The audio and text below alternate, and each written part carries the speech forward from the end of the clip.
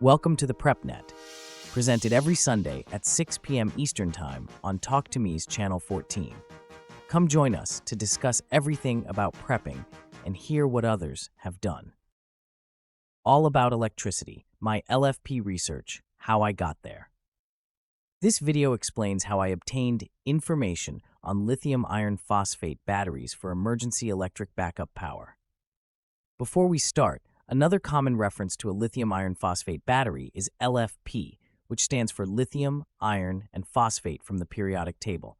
That is the term we will use to refer to the lithium iron phosphate batteries. At the beginning of my emergency preparation, I used gas-powered generators for all my electrical needs when the grid went down. And at that time, we were planning to bug out to a friend's remote location in the event of a problem at home. But after a time, I realized that I had to store a lot of gas to power my generators, so I would not be able to carry much fuel with me for the generators. After retiring to Montana, we determined that we would be bugging in, so I needed to find a solution that would not require me to store a lot of fuel. Before I purchased any batteries or solar equipment, my son and I conducted 2 years of research into what was available to create a solar system for our electrical needs here in the country. At the start of this research, LFP batteries were not yet available to the public. Unless you wanted to use acid-type batteries, things were more complicated than with lithium-ion batteries. I really didn't want to use acid-type batteries, as I would have to build a special outdoor structure to house them. That delay in purchasing any equipment, due to our lengthy research, was to our benefit, as this introduced us to the LFP chemistry, so more research was needed. LFP batteries were easier and cheaper to configure than lithium-ion batteries, and they were a direct replacement for a 12-volt battery. This was a game changer. After many years of research, we were ready to build our first solar battery system. The first batteries I got consisted of 32 95 amp-hour LFP single cells.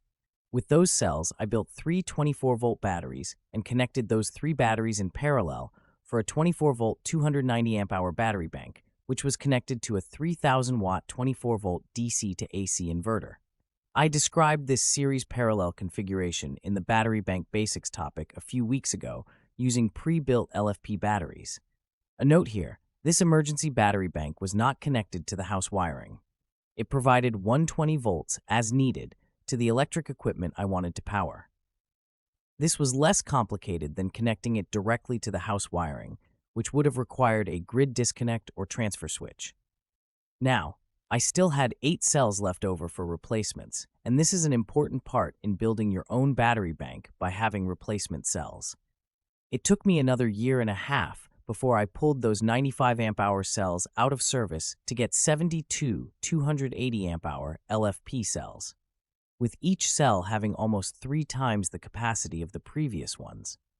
Yet they were not quite twice the size of the 95 amp-hour cells. I then built 9 24-volt 280 amp-hour batteries from those 72 cells. Each battery used 8 single 3.2-volt cells wired in series to get 24 volts, and then wired those 9 24-volt batteries in parallel to give me a 2,520 amp-hour capacity battery bank. That is equal to 67 kilowatt-hours of capacity. This block diagram shows that battery bank.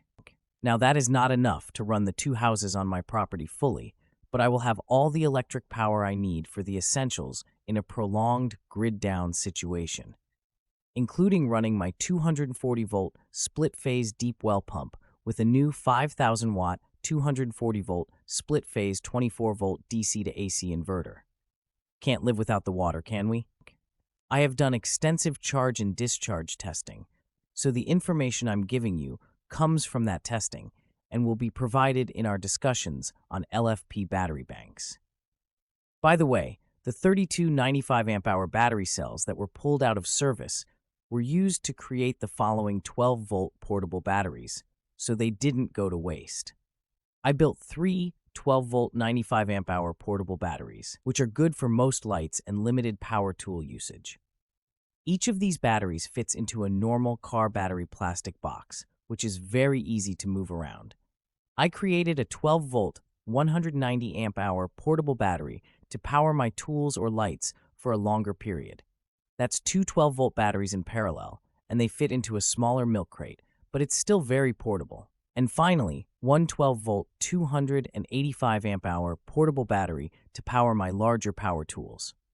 That's three 12-volt batteries wired in parallel, which fit into a larger milk crate. Still portable and fairly easy to move around. I use these portable batteries around the property, so I don't need to use my generators and my limited fuel stores. I can do almost anything with those portable batteries by connecting a 2,000-watt 12-volt DC to AC inverter to them to run lights, recharge batteries, run most of my power tools, and most any other electric equipment.